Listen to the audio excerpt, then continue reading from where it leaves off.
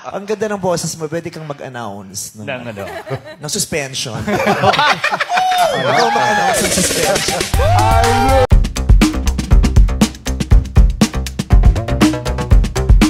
Programang It's Showtime, pinatawan ng 12-day suspension ng MTRCB dahil sa kalaswaan di umanong ipinakita ng pagkain ng icing nina Vice Ganda at Ion Perez.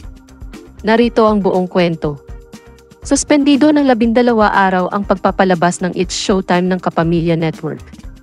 Inilabas na ng Movie and Television Review Classifications Board o MTRCB ang desisyon na suspendihin ang programa ng halos 2 linggo nitong Lunes matapos ang patong-patong na reklamo laban sa July 25 episode nito kung saan may pagkasensual umano ang pagkain ni na Ion Perez at Vice Ganda ng icing sa isip bata segment.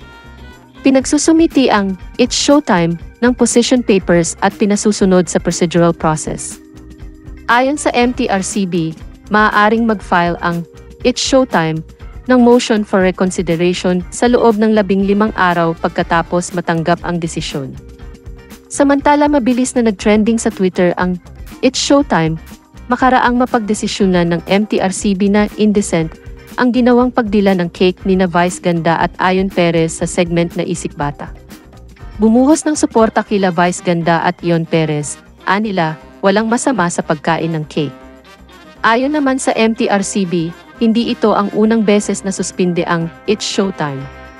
Taong 2010 nagpatawan na rin sila ng 20-day preventive suspension sa programa. Kanina naman sa Showtime tila alam na nila Vice Ganda at ng buong staff ang mangyayaring suspension sa kanila. Nagbiro pa si Vice na i-anunsyo na ni Vong ang kanilang suspension. Bagamat dinadaan na lamang nila sa tawa, may balita na nashock umano ang buong produksyon ng Showtime nang makarating sa kanila ang balita ng suspended sila for 12 days, lalo na ang mga host nito sa pangunguna na ni Vice Ganda.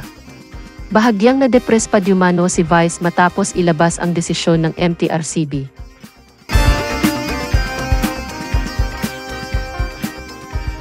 Ang ganda ng boses mo, pwede kang mag-announce ng suspension. Ikaw mag-announce ng suspension.